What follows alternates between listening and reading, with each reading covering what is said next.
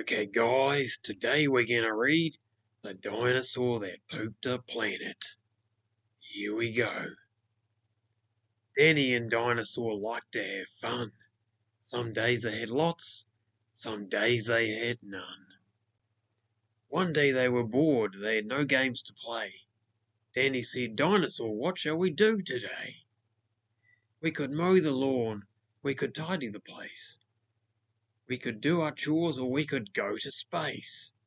But you mustn't forget to have lunch, said their mummy. You cannot have fun without food for your tummy. So they packed a packed lunch for the Science Museum, where rockets were kept if you wanted to see them. There are hundreds of rockets and spaceship surprises, tall ones and small ones of all shapes and sizes, and one that was ready to launch with a door big enough for a boy and his pet dinosaur. They ignored all the warnings, they couldn't care less. They pressed all the things that they shouldn't have pressed.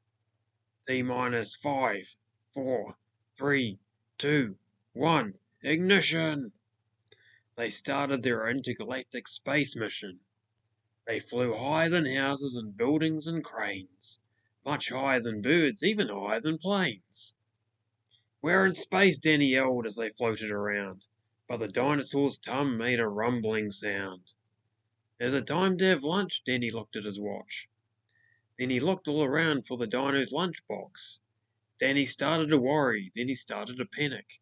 They'd left their packed lunches back home on their planet.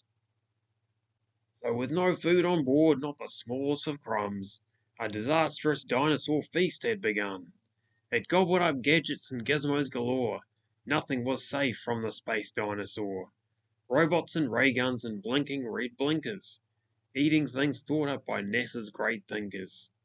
The hyperdrive gamma reactor machine was swallowed along with the space tractor beam. It chewed and it chomped on the spaceship controls. The rocket was dotted with dino tooth holes. Inside it was bare, the spaceship was empty. Outside there were more things to eat, there was plenty. It broke down the door with a cool ninja chop. Out in space, dinosaurs are much harder to stop. It chomped on the moon like a big chunk of cheese, then shoved even more in its mouth with a squeeze. It munched on the Martians from Mars and their cats. Their cats are like ours, but their cats wear cool hats. Satellites, Saturn, and 6 supernovas, shape-shifting saucers and 7 space rovers. It guzzled 5 gallons of fuel from the tank, and Danny's jaw dropped as he watched what it drank. With a crunch and a crack and a nom nom nom nom, in one dino gulp their rocket was gone. Now nothing was left. All Danny could see was a fat dinosaur where the rocket should be. And so they were stranded with no way back home, just Danny and Dino in space all alone. Now Danny was crying. He cried and he cried.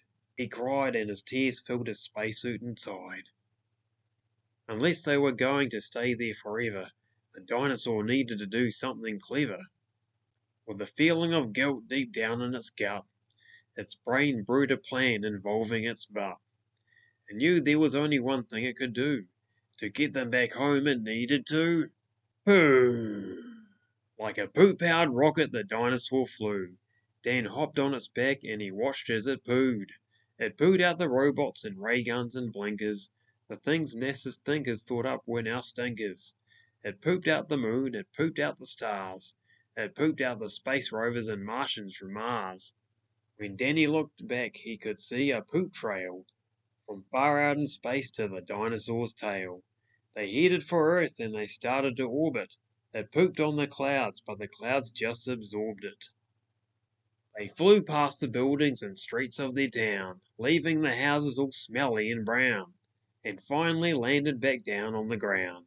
Hooray, Danny cried, we are home safe and sound.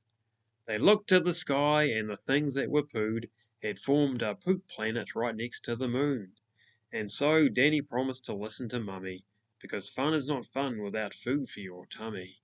And just when you thought all the pooping was done, a Mars cat plopped out of the dinosaur's bum. Thank you for listening.